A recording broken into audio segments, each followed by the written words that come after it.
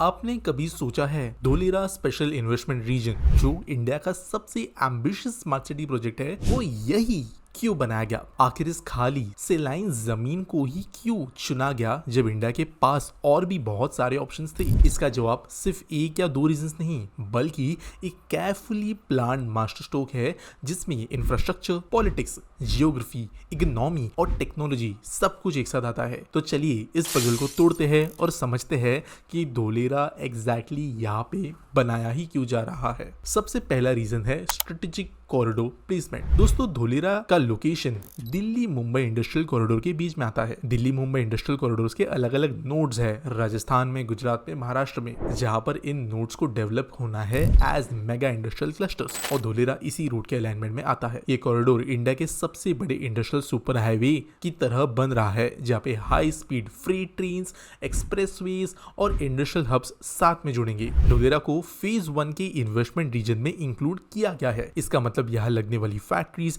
अपनी प्रोडक्ट्स को पोर्ट तक रिकॉर्ड टाइम में भेज पाएगी और कॉस्ट कम, स्पीड ज्यादा, जो कि एक इंडस्ट्रियल डेवलपमेंट के लिए जरूरी है और इसलिए इस लोकेशन के पीछे ये पहला रीजन था। पॉइंट 2 है पोर्ट एंड ट्रांसपोर्ट कनेक्टिविटी। दोस्तों, ये जगह समुद्र के इतने करीब है कि पीपापाव पोर्ट, दाहेज पोर्ट और आने वाला धोलेरा पोर्ट जैसे बड़े गेटवेज इजीली एक्सेसिबल है। इनफैक्ट अगर आप कुछ किलोमीटर ही धोलेरा से दूर जाओ तो आपको जो है समुद्री रीजन्स देखने को मिलेंगे जहां पर पोर्ट डेवलपमेंट करना भी बहुत आसान है और पोर्ट के लिए लोकेशन भी आइडियल है। इसकी वजह से जैसे जैसे इंडस्ट्रियल एक्टिविटी डेवलप होती है तो शिपिंग के हिसाब से चाहे वो मटेरियल्स को लाना हो या चीजों को एक्सपोर्ट करना एक चीप मीडियम के साथ ये धोलेरा के पोर्ट्स के थ्रू पॉसिबल होगा और इसलिए लोकेशन चुना गया। और सिर्फ पोर्ट्स ही नहीं, यहाँ एक इंटरनेशनल एयरपोर्ट भी बन रहा है जो डुअल रनवे के साथ डिजाइन किया गया है। अब अगर हम देखें इस रीजन को तो आपको अहमदाबाद के अंदर का कमर्शियल एयरपोर्ट सैचुरेटेड नजर आएगा। भावनगर का जो एयरपोर्ट है वो इतना बड़ा नहीं, लेकिन धोलेरा जो है फ्यूचर में बहुत बड़े लेवल पे एक इंपॉर्टेंट एयरपोर्ट बन सकता है इस रीजन में, जहां पर ना सिर्फ वैसे भी कार्गो फ्लाइट्स की डिमांड बढ़ेगी लेकिन पैसेंजर्स के हिसाब से भी ये एक एयरपोर्ट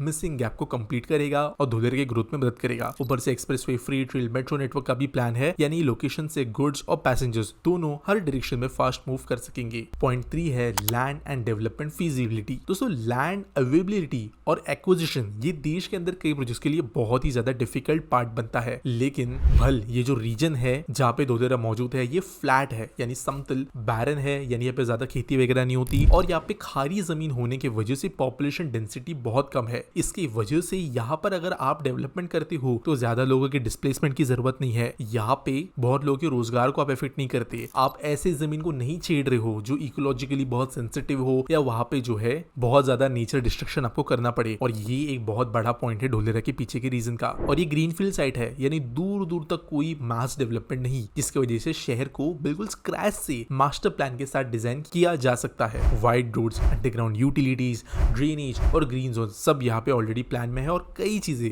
ऑलरेडी बन चुकी है। नेक्स्ट है इंडस्ट्रियल इकोसिस्टम सिनर्जी। दोस्तों, ये जो चौथा रीजन है ये धोलेरा के आसपास के रीजन से जुड़ा हुआ है जो ऑलरेडी एक स्ट्रॉन्ग इंडस्ट्रियल इकोसिस्टम प्रोवाइड करते हैं। अहमदाबाद, सानंद, चांगोदर बेल्ट जो है ये ऑटोमोबाइल इंजीनियरिंग का हब है। भावनगर अलंग शिप ब्रेकिंग और मरीन इंडस्ट्रीज के लिए भी सेंटर है। ये synergy suppliers, skilled workforce, raw materials and parts की अवेलेबिलिटी के लिए एक फाउंडेशन क्रिएट करता है जो किसी इंडस्ट्रियल एरिया को शुरू करने के लिए काफी जरूरी है। Point number 5, infrastructure and resource security. दोस्तों, रिसोर्सेज का सिक्योर होना बहुत जरूरी है। ये एरिया नर्मदा कनाल नेटवर्क के करीब है जहां से इंडस्ट्रियल और रेसिडेंशियल वाटर सप्लाई का डेडिकेटेड प्लान बनाया गया है। फ्लड रिस्क कम करने के लिए यहाँ पे टेरेन भी एलिवेटेड बनाया गया है। इनफैक्ट फ्लड मिटिगेशन पे भी एक वीडियो में यहाँ पे बना चुका हूँ धोलेरा में। और स्टॉर्म वाटर ड्रेनेज एम्बैंकमेंट्स वगैरह मास्टर प्लान का हिस्सा है। इसके वजह से धोलेरा बस एक रैंडमली चूज किया गया मैप पे लोकेशन नहीं है, बल्कि स्ट्रेटेजिकली इस तरीके से चूज किया गया है कि आने वाले कुछ सालों के भीतर ही ये इंडस्ट्रियल एक्टिविटीज के लिए एक परफेक्ट लोकेशन बनेगी और साथ साथ यहाँ पे लोगों का इंटरेस्ट, चाहे यहाँ पे आना हो, काम करना हो, रहना हो, इन्वेस्ट करना हो, उसके लिए काफी ऊपर के प्रायोरिटी में रहेगा। और जब